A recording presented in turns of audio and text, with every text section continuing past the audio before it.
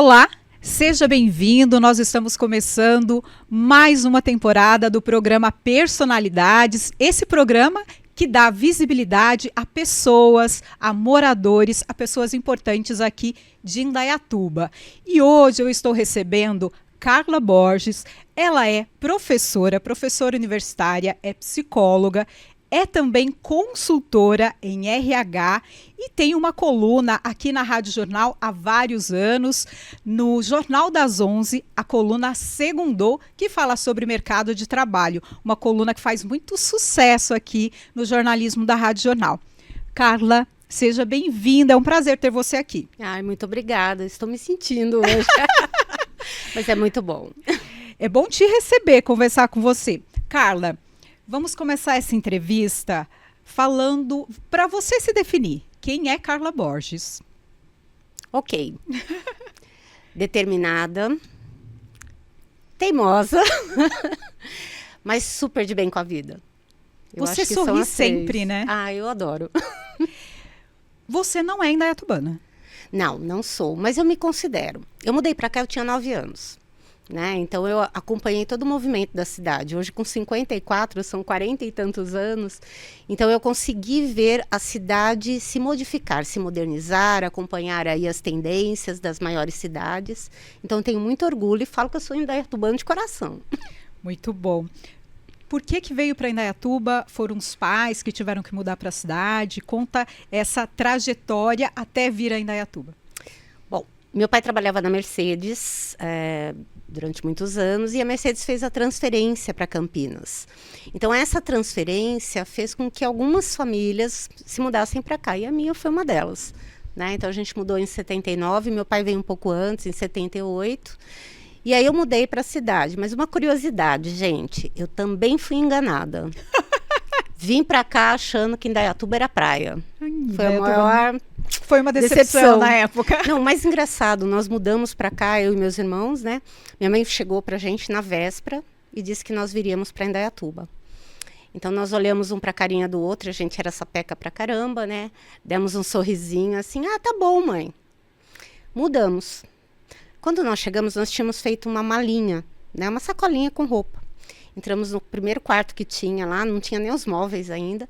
Aí a gente colocou, eu coloquei maiô, meus irmãos colocaram shorts de banho. Realmente vocês tinham fé que era praia? Certeza.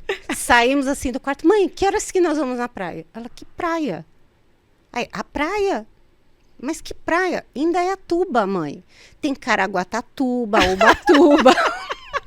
E foi não a primeira tinha decepção, praia. então. Foi. Mas nós choramos tanto aquele dia. Verdade. Porque a gente queria praia. Então essa mudança ocorreu por conta de trabalho. Quantos irmãos, Carla? Nós éramos em 4. Né? Em 2014 eu perdi meu irmão, numa luta aí contra o câncer. Mas ainda continuamos os 4, porque sempre a gente lembra, discute algumas coisas e a gente relembra meu irmão. Então ele está sempre presente. E a sua trajetória aqui na cidade? Aí você chega, vai morar em que bairro? Bom, eu sempre morei no mesmo bairro, né, nesse tempo todo. Eu moro ali no Jardim do Sol, que ninguém conhece por esse nome. Não. Né? Tem um apelido, o bairro, que é Mercedes. E eu moro lá desde quando mudei. Né? Hoje eu moro na rua de trás, mas é o mesmo bairro praticamente, porque são 2 ruas, né, no bairro que eu moro.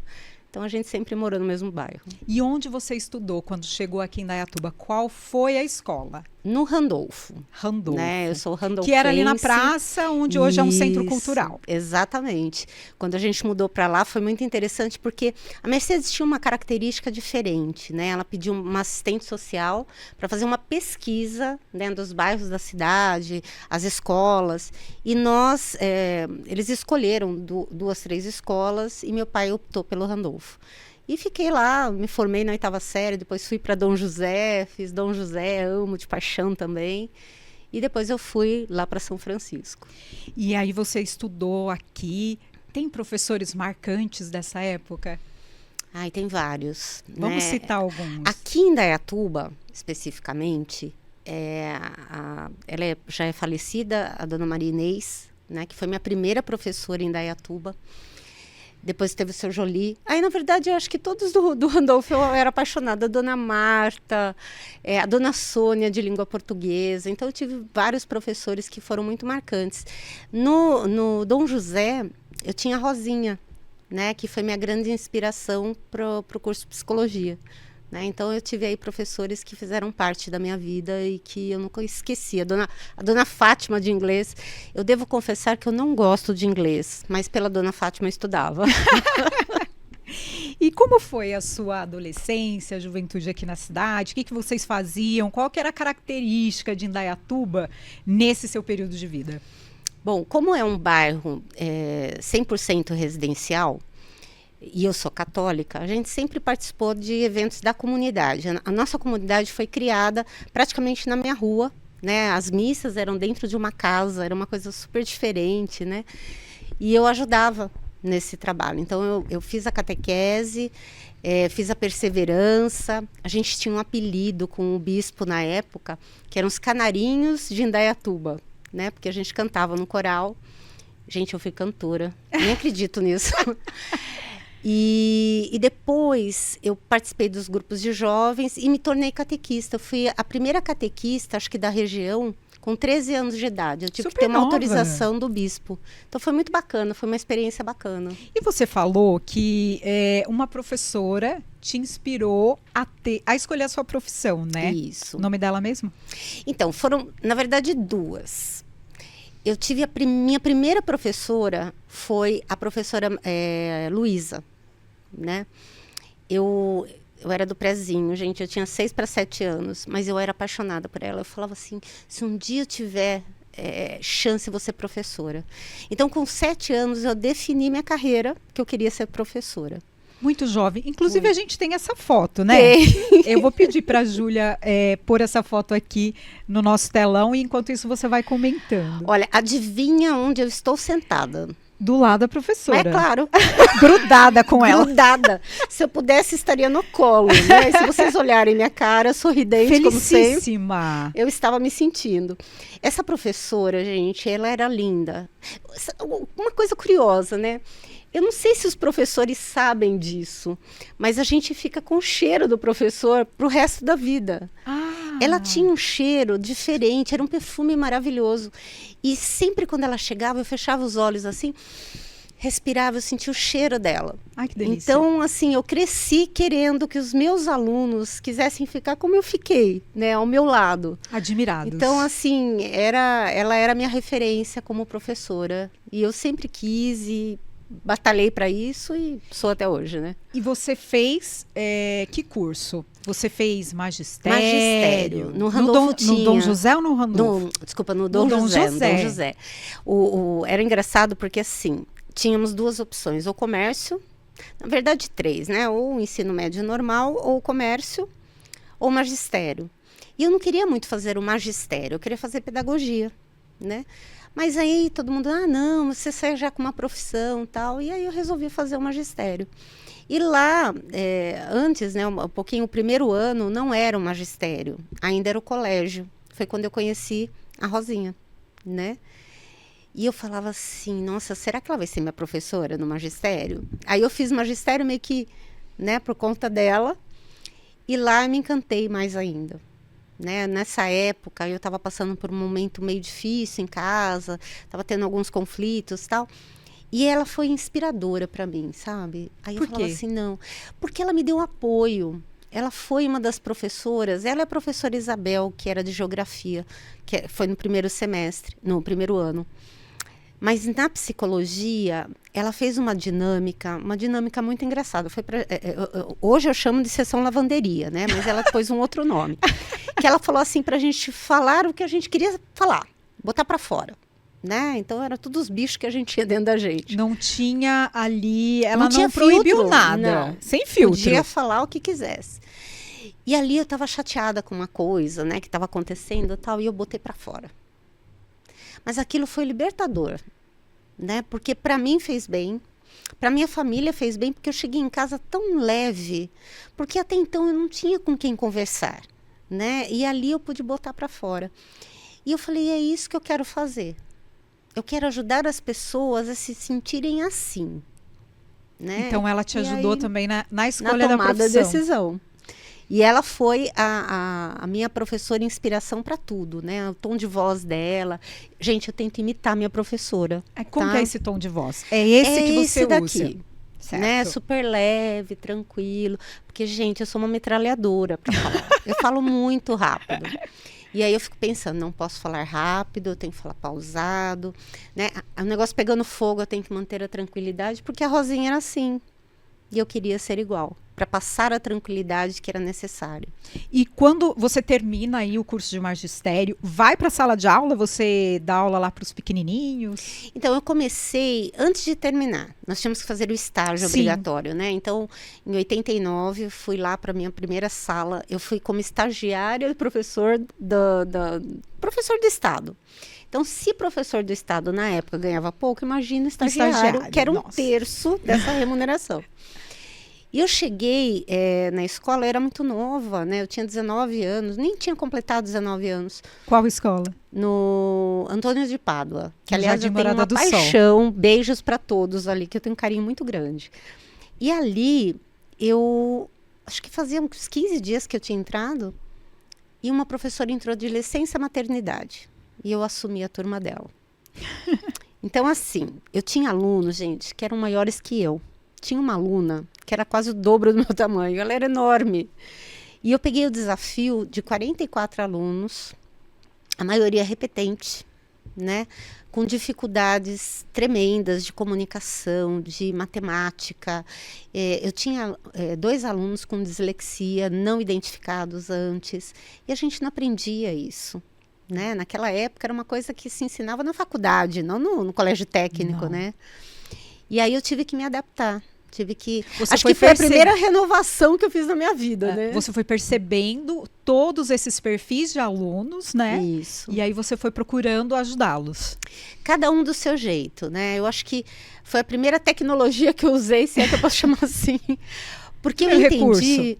Porque na época não tinha essa coisa de você mudar as suas aulas, né? Era um padrãozinho, você tinha que seguir o padrão. E eu percebi que os meus alunos não aprendiam. E aí eu comecei a criar recursos da minha cabeça que pudessem ajudar. Então eu ensinava, por exemplo, que hoje seria a química, né, que eram as fórmulas e tal, com música. Eu ensinava matemática, principalmente aquelas decimais, tal, que era a grande dificuldade dos alunos, com desenhado uma chama amarelinha no chão. Eu fazia uma régua e eu ia brincando com os alunos. Então a gente afastava carteiras, tal. Isso foi um problema. Porque os demais alunos queriam assistir aula comigo.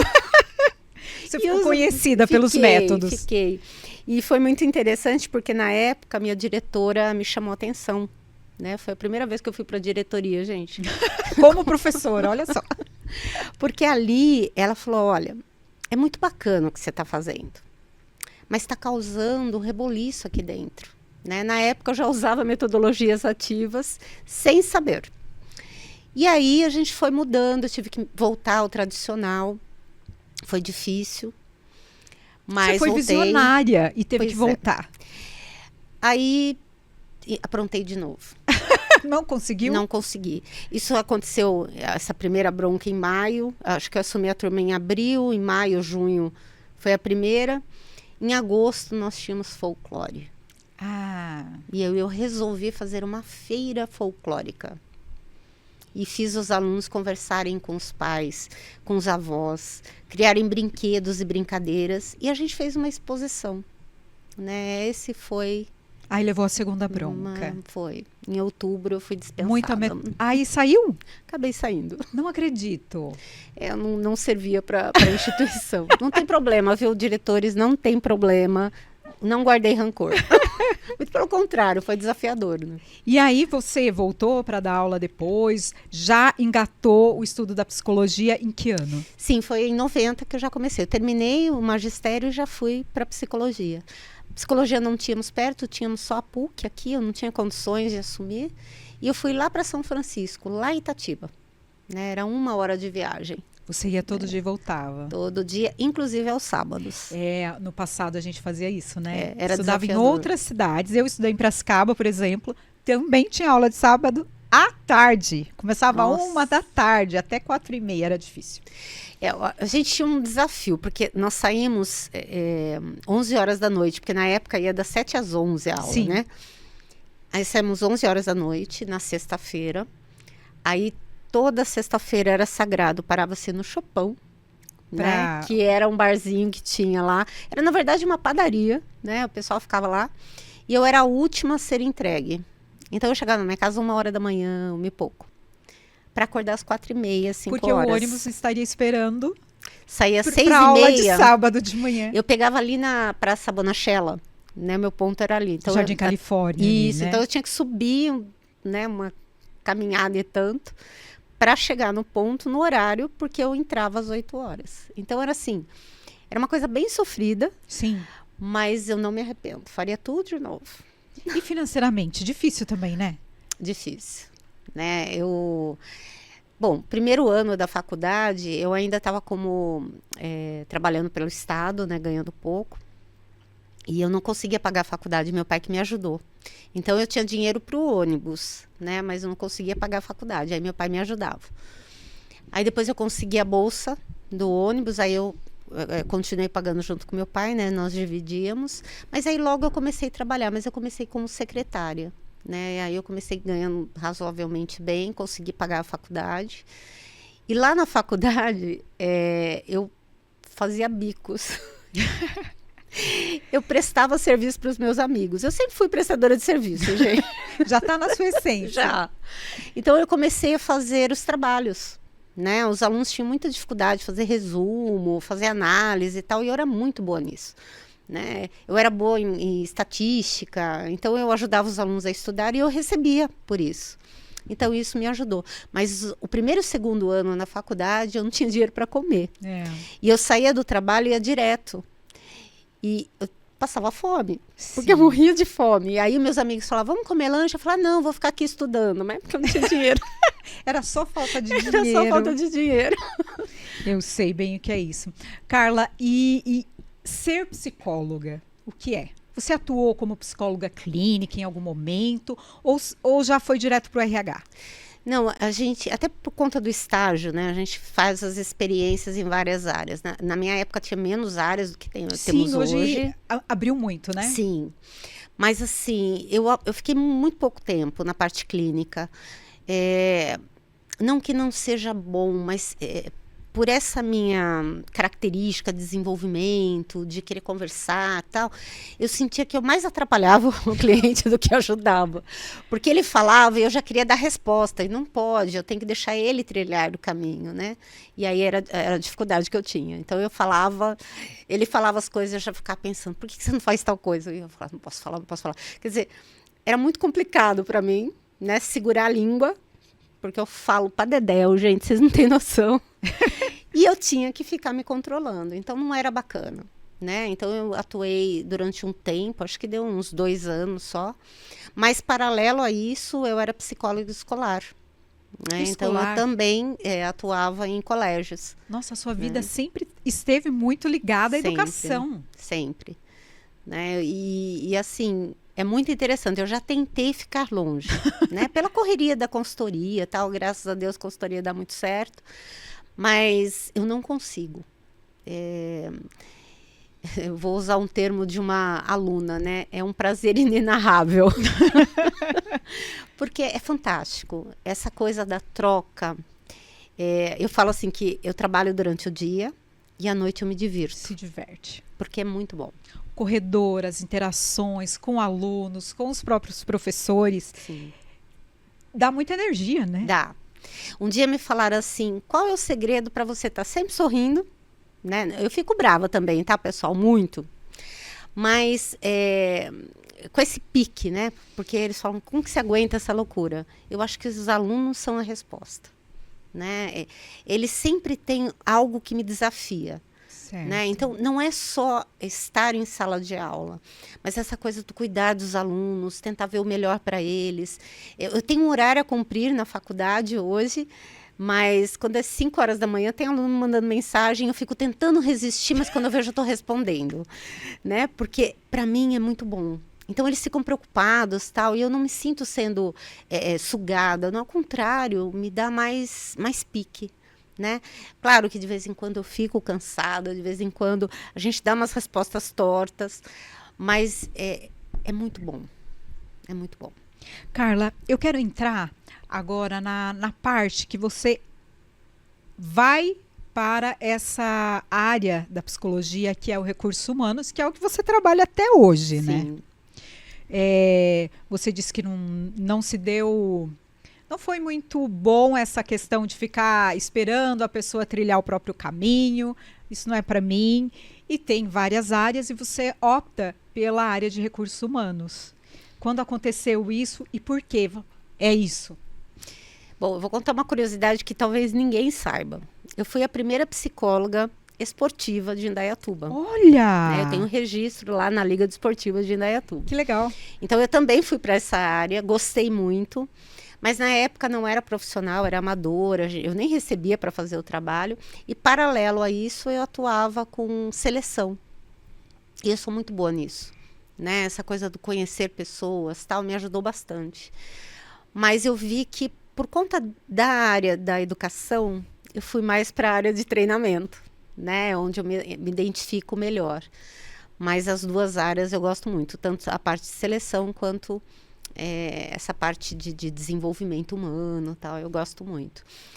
E mesmo na faculdade, eu desenvolvia projetos lá, né? E os projetos eram sempre focados nisso. Então eu desenvolvi um projeto, na época a gente implantou a formação escolar para alunos, alunos não, funcionários da escola, né, da universidade.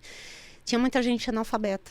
Então eu criei um projeto social que depois a instituição assumiu, né, e tocou para frente, e a gente dava formação para esse pessoal, né? Então já começou ali, né? Eu falei, não, é essa praia que eu quero atuar. Depois eu montei a pastoral universitária, por conta que era uma universidade católica, eu era católica, aquela coisa, não sou, né? E eu comecei a trabalhar com isso e fui para a área de desenvolvimento de novo. Falei, não, é isso. Não vou fugir, não. E aí eu comecei estágio, eu fui indicada por uma professora, a professora Luciana também foi, Luciana Oliveira, ela foi minha referência em RH. E ela foi me indicando para agências de emprego de Jundiaí, aqui de Indaiatuba. E eu fui atuando, comecei como estagiária e segui em frente. E o que mudou dessa época que você começou nessa área de recursos humanos, seleção de pessoas, para hoje? Mudou muito o mercado de trabalho, né? Muito. Não sei nem por onde começar, mas assim, acho que o principal, as pessoas. As pessoas As mudaram. pessoas.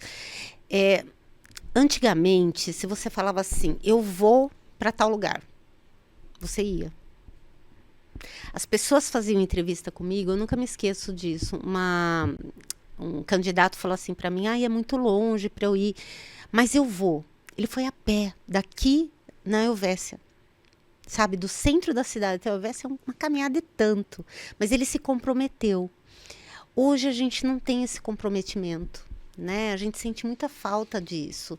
As pessoas não honram mais a palavra, né? Eles dizem as coisas, mas não cumprem.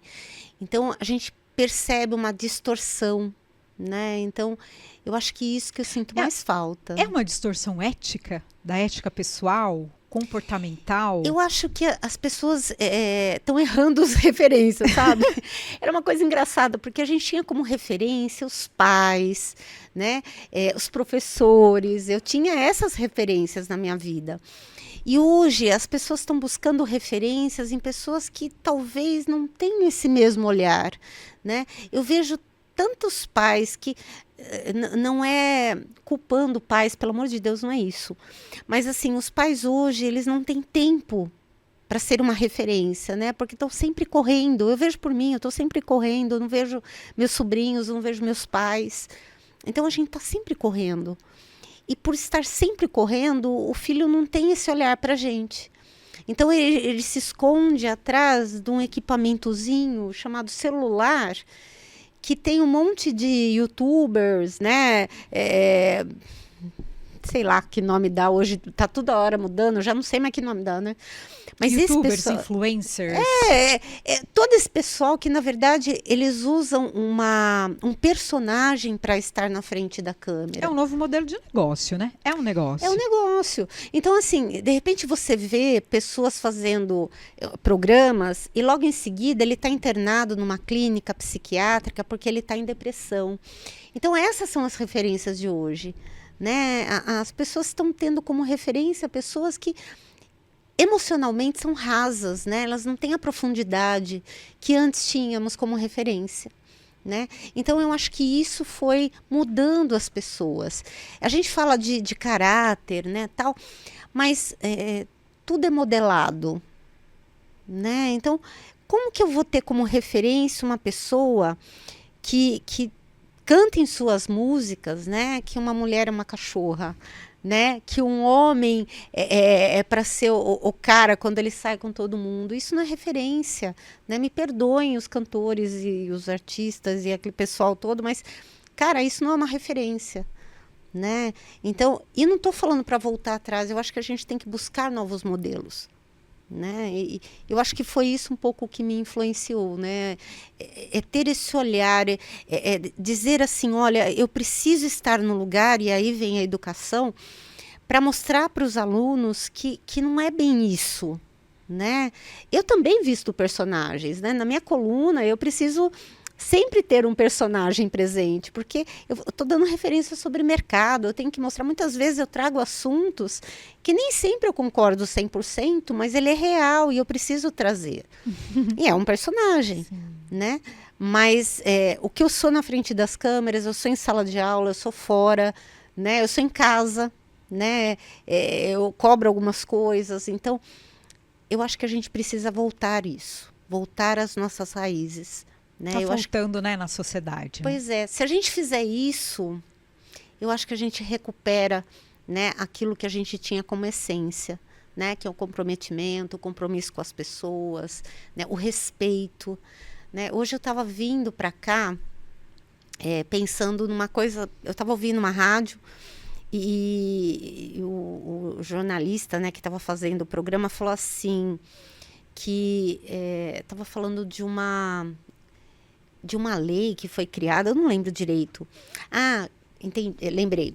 Eles estavam falando da Lei Maria da Penha, né? E falando que hoje muitas mulheres estão usando isso como ferramenta de poder, né? E distorcendo um pouco algumas situações. Não estou dizendo que ela não deva ser usada, né? Mas para a gente ter essa...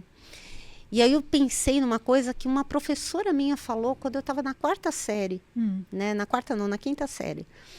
Ela virou para mim e falou assim, que onde não há amor e não há respeito, cria-se leis. Sim. Nossa, perfeito. E eu nunca me esqueci disso, porque às vezes eu olho e falo, cria-se tantas leis, mas não precisaria se a gente aprendesse a respeitar e amar as pessoas. Amar as pessoas não quer dizer que eu preciso concordar 100% com ela, né? Mas entender que ela é daquele jeito e eu não preciso criar expectativa em cima dela. É respeitá-la do jeito que ela é. Nossa, incrível. Essa frase realmente muito boa, gostei. Carla, a gente falou aí que você disse que o mercado mudou. Primeiro, essa questão das pessoas de cumprirem aquilo que elas falaram, né? E a gente está vivendo um momento que só se fala em inteligência artificial. Inteligência artificial.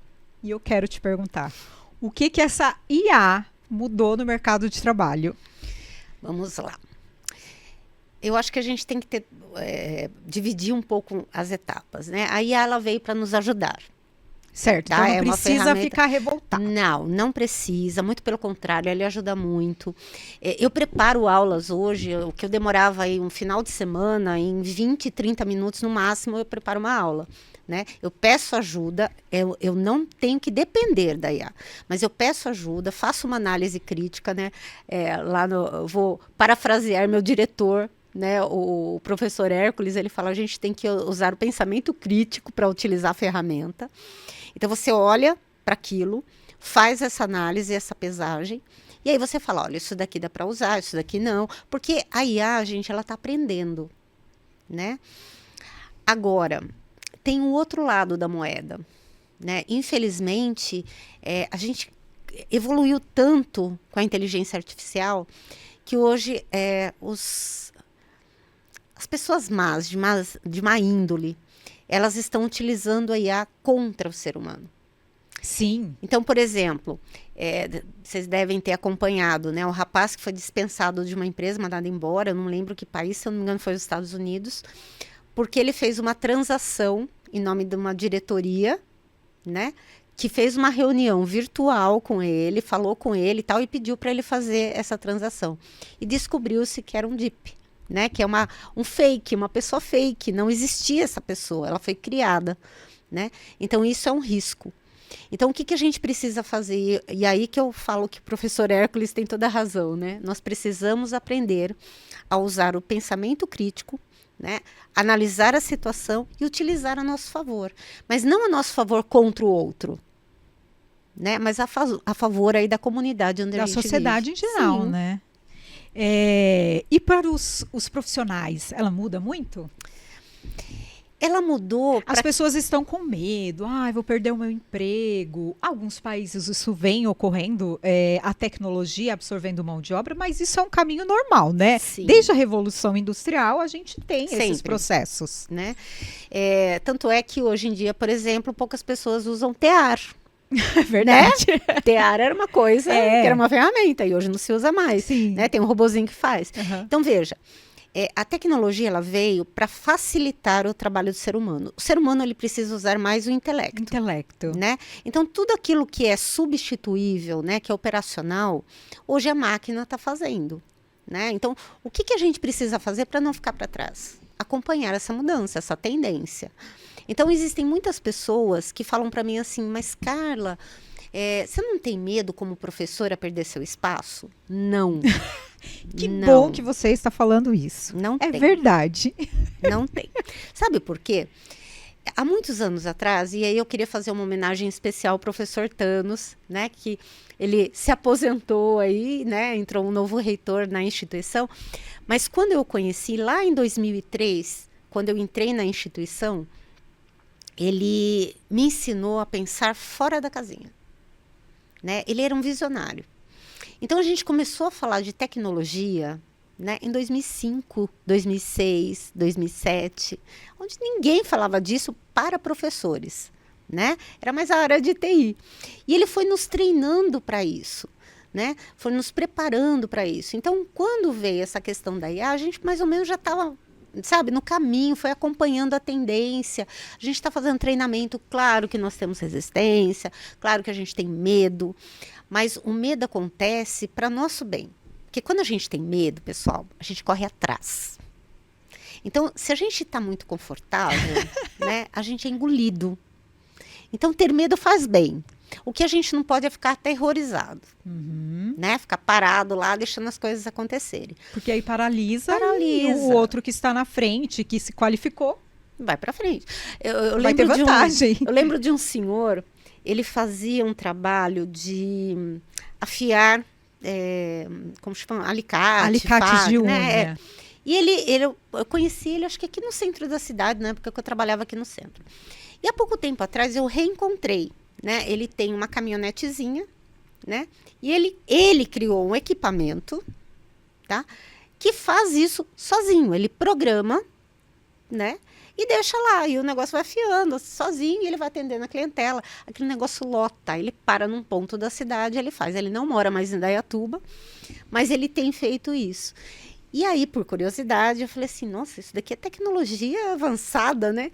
Ele falou, não, sabe o que é? Eu ficava horas afiando uma faca, um alicate, né? Que tem toda a delicadeza da peça e tal. E eu comecei a perceber que era um trabalho repetitivo. Uhum. Aí eu fiz um curso, tá? Ele não tem estudo, gente. Ele fez um curso, né, de informática, com muita dificuldade, aprendeu a fazer programação. Aí ele tinha um filho que estava estudando e tal, ele pediu para o filho ensinar a usar o computador. Ele foi usar o computador e ele criou um programa para fazer o bichinho funcionar sozinho. Incrível. Entendeu? É só o ser humano que tem essa capacidade.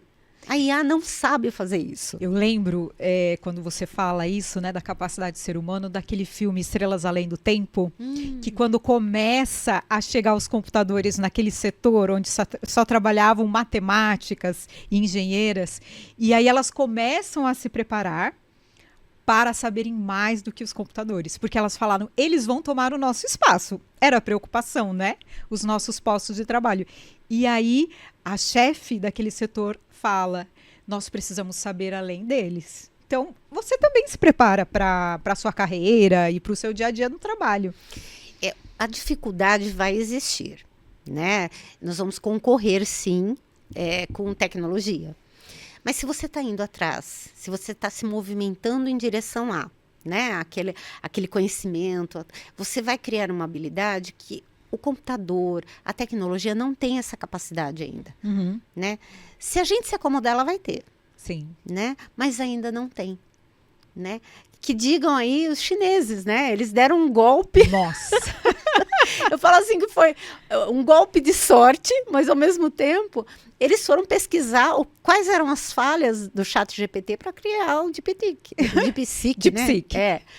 Cara, eu tive a pachorra de entrar para entender essa dificuldade, né? Eu falei assim, nossa, o negócio, ele é mais veloz, ele é mais rápido para dar respostas. O ChatGPT ainda está um pouco atrasado, ele tem um gap de tempo. Sim. Esse daí já mais atualizado. Então, a gente tem que começar a olhar para isso e ver, tá, onde eu posso melhorar para ficar à frente? Né? E sempre sair na frente. Isso seja no atendimento ao público, sendo caixa de mercado, sendo um professor, sendo um engenheiro, sendo um editor de vídeo. Qualquer profissão você pode. Qualquer profissão. Eu falo que desde a área operacional, né, até mesmo limpeza, né, ou um operador de máquina, ele pode olhar para aquilo e ver formas de facilitar o próprio trabalho. Foi aí que surgiu a IA. Sim. Né? O que é a inteligência artificial? Né? Ela é uma inteligência que não é sozinha, porque está falando que é artificial, então não é a capacidade, né? Ela precisa ser alimentada. Quem alimenta? O ser humano. É verdade. Então, se ele entender, né, que ali é uma ferramenta para ele, que ele vai alimentar da forma como ele pode, ele consegue sair na frente, né? Ele consegue propor diferença, ele consegue propor melhorias. Eu cito sempre o exemplo da Toyota, né? Com aquela metodologia do Kaizen, que você vai ver melhoria contínua. Eles colocam, por exemplo, uma máquina na tua frente e falam, o que você pode melhorar disso? Né? E aí vai sempre tendo melhorias, né? Porque cada um tem um olhar para aquela coisa. Então, isso você pode fazer em qualquer atividade que você tem, né? O que você pode melhorar daquilo que você faz? É verdade. Carla, essa mulher, gente, faz muita coisa. Consultora, professora universitária, colunista aqui da Rádio Jornal. Já falei no começo do programa da coluna Segundou, desde quando? Fez 4 anos, 4 né? anos 4 já. Anos. Nossa. Dicas valiosíssimas para desenvolvimento pessoal, profissional. E você também é engajada em várias coisas aqui na nossa cidade. Eu lembro de você no grupo daquelas pessoas aos domingos que vão recolher aquele lixo que infelizmente está na rua. Você participa ativamente da igreja, faz teatro lá na igreja, faz muita coisa. Que mais você faz aí que eu esqueci? Olha, só na faculdade, por exemplo, eu tenho 4 atividades diferentes. Você é coordenadora, professora? Sou professora, coordenadora de 3 cursos. De 3? 3. Marketing, logística e RH. Eu faço parte ali da Escola de Negócios, né? Tenho uma participação ali. E com o programa Lumine, que é um programa para ex-alunos, né? Para alunos que a gente chama de egressos, né? Uhum. Que a gente traz esses alunos para participar da vida acadêmica, até para não desvinculá-los, né? Sim. Então, é um trabalho bacana. O que mais que eu faço? Eu faço muitas Participou de palestras hackathon, sociais. né? Hackathon, gente, é viciante o trem. Para quem não sabe, o que é uma competição hackathon? Vamos lá. Inclusive, em Indaiatuba, nós temos 4 guardas civis que participaram de hackathons e ganharam prêmios, né? Então, legal. O que é? É uma competição tecnológica. Verdade, recente, né? Recente, foi por esses dias. É verdade. Que, aliás, gente, eu curti pra caramba, porque geralmente quando a gente fala em hackathon, né, que é uma competição de tecnologia, você pensa, ó, só pode participar quem é de TI. Não. E nós tivemos guardas civis participando. Então, foi sensacional. O hackathon, ele tem a proposta de um desafio, né, de um problema, uma situação, um problema, geralmente é um problema real, onde você tem que oferecer soluções. E aí você vai buscar tecnologia, informações de dados e tudo mais. O primeiro hackathon que eu participei, antes de 2018, foi na própria instituição, com um professor do curso de engenharia e controle de automação. Ele fez um hackathon com uma empresa, não vou me lembrar a empresa, tecnologia, e ele falou, você me ajuda a organizar? E eu fui lá para conhecer. Então, eu fui mais na organização, né, para dar um suporte para os alunos, tal, porque é pauleira, gente. Depois, em 2018, acho que foi 2018, 2017, agora eu não lembro, 2019, a NASA lançou um desafio mundial e eles trouxeram para Indaiatuba. Na FIEC. Né, na FIEC. E aí eu falei, eu vou participar desse trem. E foi muito engraçado, porque uma pessoa virou para mim e falou assim, mas o que uma psicóloga e professora vai fazer no meio do mundo de TI? Eu falei, eu não tenho a mínima ideia. Colaborar com as suas habilidades. Eu falei, mas eu vou, né? E eu lembro que eu fiz um vídeo, né, todo falando tal, e eu fiz exatamente essa pergunta no vídeo, mas o que uma professora e uma psicóloga vai fazer? Gente, fazer estrago, fazer só solução. E acabei sendo escolhida e fui, participei e tal. E foi assim, sexta, sábado, domingo, muito puxado. Gente, a gente não dorme, né? E a nossa solução foi relacionado às mudanças de tempo, né? Chuva, seca, tal. Então, o que a gente poderia fazer para melhorar isso? E a gente deu uma solução simples, mas que exigia tecnologia para fazer o cruzamento, né, de fornecedores, clientes, tal. E foi muito bacana. E nós ficamos em terceiro lugar, ganhamos um prêmio aí de honra ao mérito, que só tinha primeiro e segundo lugar. Sim. E eles criaram um prêmio extra e a gente ficou super feliz. Eu fiquei super feliz. Que aí depois eu cheguei na faculdade e falei, tá vendo? Viu? Fiz alguma coisa. E não parei mais, né? Porque hoje eu sou mentora dos hackathons que tem. Isso é muito legal. É uma competição muito criativa, né? Muita criatividade, as pessoas ali refletindo juntas, trocando. Essa última versão que teve da NASA Space, que acho que o resultado saiu, acho que 20 dias atrás, se eu não me engano, foram alunos daqui da Unicamp, né, de Campinas. Tem alunos de vários lugares, mas eles estudam aqui em Campinas. E eu fui uma das mentoras dessa equipe. E essa equipe ganhou um prêmio mundial. Olha, parabéns. Foi o primeiro lugar lá na NASA. Então, parabéns. Foi muito legal. A gente vai agora comentar algumas fotos da Carla. Ela vai contar alguns momentos aí da vida, momentos emocionantes. Mas para a gente entender um pouco dessa trajetória dela. A primeira foto já foi, que é aquela com a professora lá pequenininha. Aí tem uma segunda foto. A Júlia vai colocar ali na tela pra gente, pra Carla ir comentando, falando um pouquinho da sua vida, de momentos marcantes. Esse aí é a formatura. É minha formatura de psicóloga. Gente, foi muito engraçado, porque quando eu recebi lá na colação de grau, eu tava descendo, era uma rampa, né, tal, antes aqui foi o baile, né, então foi uns dias antes. Eu descendo a rampa e uma pessoa falou assim pra mim, você tá feliz? Né? Eu falei, nossa, eu tô muito feliz. Né? Eu falei, esse meu casamento vai ser histórico. Aí eu parei, porque não era casamento, era colação de grau. E todo mundo se matou de rir. Porque assim, eu tava, não sei explicar, mas eu tava tão feliz, tão feliz. Eu usava aparelho, né? Aqui não dá pra ver muito bem, mas eu usava aparelho na época, aparelho de metal. E tem uma foto minha sorrindo que tá um brilho, então quase não dá para ver meu rosto, porque saiu o brilho. Só os aços. E aí o pessoal falou assim, você vai deixar essa foto? Eu falei, vou, porque aqui é a marca de como eu estava feliz nesse dia. Uma realização, Uma né? realização. E é o seu pai? Esse é meu pai, esse é o cara que fez eu continuar os estudos.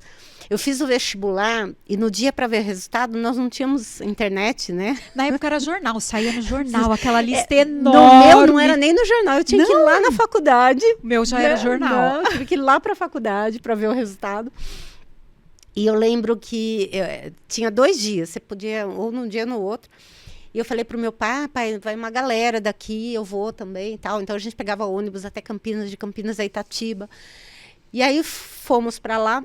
E aí eu eu levei uma pasta com vários documentos, porque minha mãe falou, leva, aí você faz a sua matrícula. Eu falei, mãe, eu não vou ter dinheiro para pagar, não faz mal. Não faz mal. Faz a matrícula. E aí eu cheguei lá e ela falou assim, olha, tal, você trouxe os documentos? Eu falei, eu trouxe. Quando eu abri a minha pasta, tinha um cheque em branco. Que era o cheque da matrícula. Eu não me toquei que tinha que pagar a matrícula. Que delicado. E aí era meu pai que tinha colocado ali no meio. Ele falou assim, não, pode fazer, a gente dá um jeito. Né? E então no dia da formatura, tanto da colação quanto do baile, nessa hora que a gente estava andando, ele estava tremendo, né? Eu trouxe essa foto justamente por isso, porque ele tremia. Eu falei, pai, você está tremendo? Ele falou assim, eu nunca fiquei tão nervoso na minha vida, né? Porque é como se ele estivesse entregando a filha realmente para a profissão, né? Você foi a primeira da família a primeira. fazer um curso universitário? A primeira. Isso é muito importante, né? É uma marca muito forte. Vamos para outra foto aí. Mais um momento da Carla. Acho que agora a foto é com o seu irmão, não é isso? Qual o nome dele? Jefferson. A gente estava há anos sem se falar. A gente tinha tido uma briga. Uma briga. Eu não lembro nem por quê, viu, povo? Não lembro. E nesse dia, um pouco antes, a professora falou assim, ó, a gente tem que ter a foto com o pai e com o padrinho. E eu, como eu disse, não sou gente... Falei assim, vou fazer esse meu irmão falar comigo. Porque ele que não estava falando comigo. Eu falei, eu já sei o que eu vou fazer. Eu entrei no quarto, falei assim, viu? Você pode ser meu padrinho de formatura? Eu lembro que ele estava deitado assim na cama, estava lendo alguma coisa. Ele parou assim, ele olhou para minha cara e ficou branco. Como assim? Eu vou fazer minha formatura e eu quero que você seja meu padrinho. E ele foi meu padrinho, a gente dançou e ele não era muito de dançar. Esse meu irmão, infelizmente, ele faleceu em 2014, mas essa foto para mim é uma referência muito bacana, né? Que a gente precisa, para dar um passo à frente, saber dar um para trás, sabe? E ele me ensinou muito isso, né? Que a gente, para fazer qualquer coisa na vida, a gente precisa ter esse olhar, né? Se a gente quer ir para frente, às vezes é legal você recuar, né? Pedir desculpas, voltar atrás, para aí você ter mais forças, né? Então, desse dia em diante, a gente criou um vínculo muito forte. Que legal. Depois eu comecei a trabalhar na área de RH, ele foi trabalhar ele trabalhou em várias lojas, assim, ele chegou a gerente da Magazine Luiza na época, e ele fazia trabalhos com os funcionários, e a gente trocava, né? Ele falava assim, eu tô pensando em fazer tal coisa, o que você dá de ideia? Aí eu dava ideia para ele. Às vezes eu precisava dar um treinamento, ligava para ele, eu tô pensando em fazer tal coisa, o que você sugere, né? Então a gente trocou muita informação. Então ele foi um parça também para a área da formação, né? Como profissional de RH, e ele esteve sempre presente. Por isso que eu falo que eu não esqueço dele, porque ele está sempre aí do meu lado, né? Vamos para outra foto, que são momentos marcantes da Carla. Eu acho que essa daí... Gente, é muito importante essa mulher, né? Ela, para quem não sabe, Indaiatuba foi uma das cidades escolhidas quando teve a Olimpíada, Copa. Isso, Rio 2016. Rio 2016, para carregar a tocha olímpica. Indaiatuba recebeu a tocha olímpica. Algumas pessoas da cidade participaram aí de uma competição. Isso. E foram escolhidas por conta da trajetória de vida. E você, Exatamente. claro, se candidatou igual o Hackathon. Foi antes. Foi assim, gente. Em 2015, eu tinha visto uma notinha bem pititica no jornal da cidade. Escrito assim, se você quer concorrer, né, participar para conduzir a tocha olímpica, é só se inscrever no site. Aí tinha um monte de site. Eu vi, fiquei quietinha na minha. Porque eu sou tímida, gente. Eu sou muito tímida. As pessoas não sabem, mas eu sou. E aí, minha mãe, ela faz hidroginástica, né? E ela veio da hidro falando assim, e a minha professora comentou que tem para a gente fazer inscrição no site, para a gente poder conduzir a tocha olímpica. Falei, nossa, mãe, que legal, eu vi isso daí. Você quer que eu faça a sua inscrição? Ela falou, não, eu queria que você se inscrevesse. Falei, mas mãe, eu nem sou desportista, você ainda faz um esporte, eu nem isso, né? E ela falou assim, você vai, você corre por mim. Minha mãe tinha certeza que eu ia Olha a ser escolhida. responsabilidade. E aí eu fiz a inscrição. E assim, a gente ficava naquela expectativa, né? De vir a resposta e tal. Eu me inscrevi no COI, no Bradesco, na Nissan, e tinha mais um outro site que eu não lembro qual que era. Eu me inscrevi nos 4, contando a mesma história. Falando um pouco de quem eu era, o que eu fazia, essa coisa de ser professora. Eu tenho o hábito, em sala de aula, fazer com que criarmos projetos que sirvam à comunidade, né, para a gente dar em retorno. Quando a gente está conhecendo, quando a gente está aprendendo como aluno, principalmente em nível superior, você tem obrigação de compartilhar aquilo que você aprende com a comunidade. E eu sempre fiz isso com os meus alunos, e eu contei um pouco isso, né? Desses projetos desenvolvidos para impactar os alunos e eles impactarem a comunidade em geral. Então, eu sempre fazia isso, eu falei, já é um hábito, eu vou colocar isso na história. E eu contei um pouco essa trajetória. E aí, em outubro, começaram as respostas, né? Isso em 2015. Então, veio a primeira resposta do COI. Você não tem o perfil que estamos buscando. Procuramos atletas. Bom, de atleta não tinha nada. Eliminada na eliminada na primeira. Aí veio a resposta do Bradesco. A nossa cota de pessoas que não sejam desportistas já foi, então você não tem o perfil para ser escolhida. Da outra também veio a mesma coisa. Aí eu fiquei frustrada, falei, tá bom. E apaguei do cérebro isso. No final de outubro é mês de aniversário meu, né? Mês especial, veio uma notícia da Nissan. E eu achei que fosse, vamos falar, vírus, alguma coisa assim, né? Porque ele veio, parabéns, né? Você está na segunda fase da escolha dos condutores da tocha olímpica. Clique nesse link. Imagina que eu vou clicar em link. Né? Eu ensino as pessoas a não caírem em golpe. Não caírem em golpe. Né? Eu não vou clicar. Né? Não cliquei.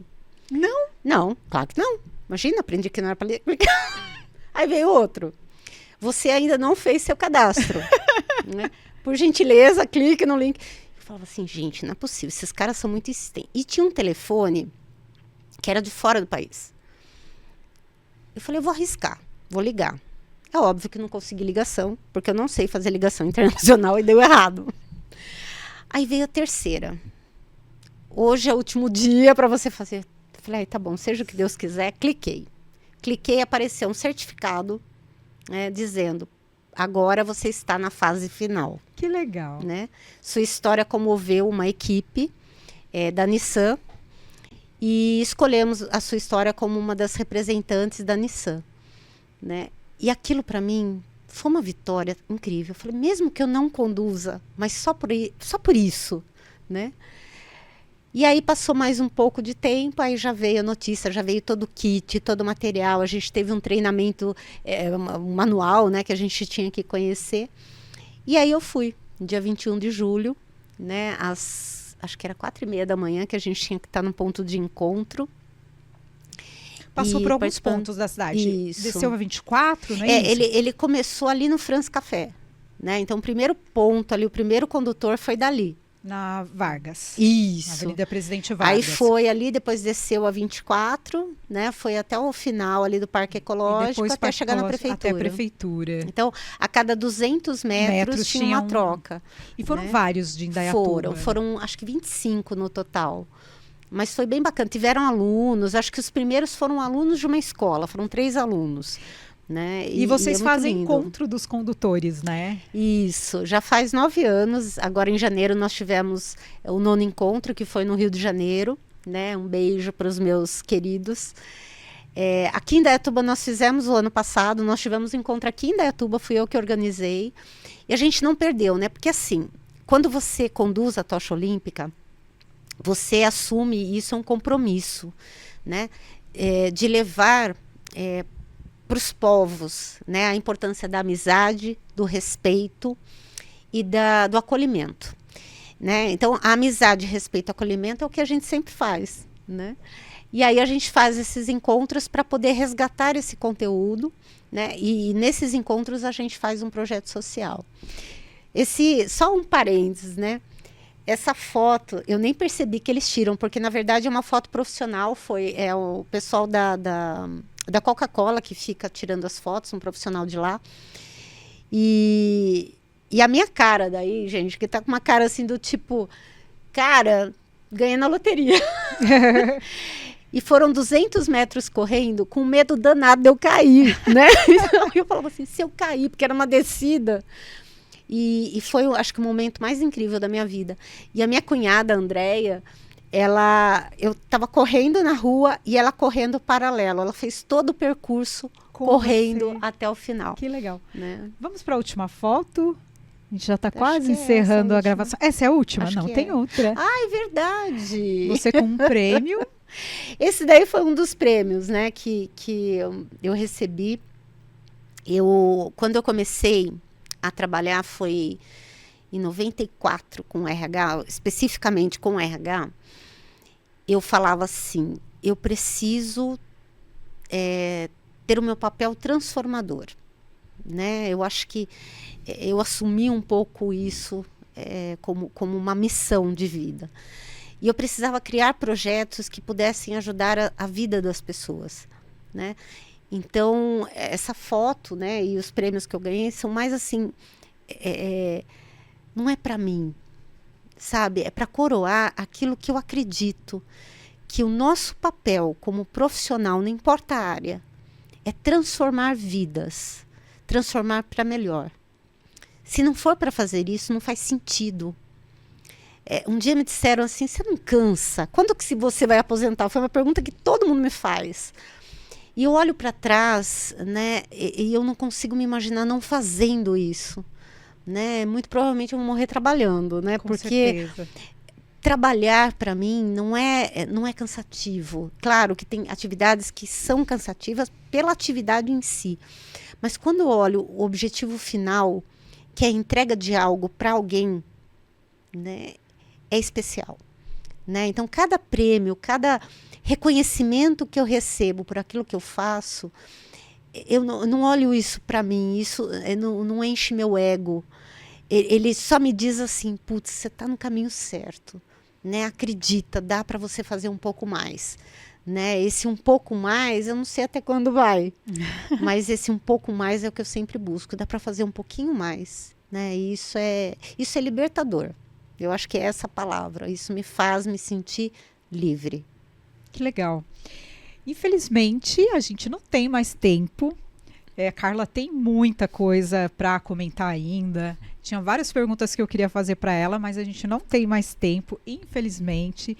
Você é uma pessoa realmente incrível e essa troca, né? E também ensinar os seus alunos a pensar no outro, a fazer projetos para o outro, isso impacta tantas vidas, né? Muda tantas vidas.